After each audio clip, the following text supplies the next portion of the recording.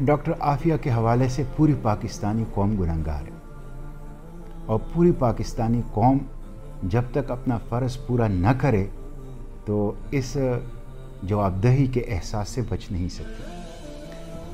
गुज़िश्ता 20 साल में एक हाफिज़ कुरान खातून उम्मत की बेटी अपने 3 बच्चों के साथ 2003 में लापता कर दी गई।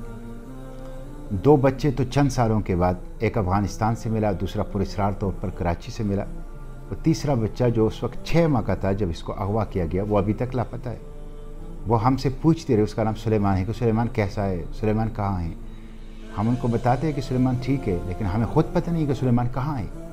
सुलेमान ज़िंदा भी है या सुलेमान को कत्ल कर दिया गया है। सुलेमान अगर ज़िंदा है तो कहाँ है। तो इस पर पूरी पाकिस्तानी कौम और पूरी उम्मत जो है वो गुनहगार है।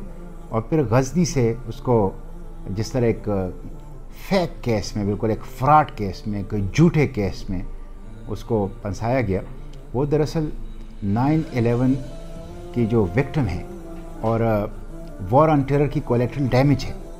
9/11 के बाद जिस तरह वहशियाना ताकत का इस्तेमाल सुपर पावर ने किया, उसकी विक्टिम है वो, उसने कोई जुर्म नहीं किया। और वो जो 9/11 के बाद वॉर ऑन टेरर में जिस तरह उन्होंने बेगुनाहों को पकड़ा, बेगुनाहों को, तो वो कोलेटरल डैमेज है उसका 9/11 का।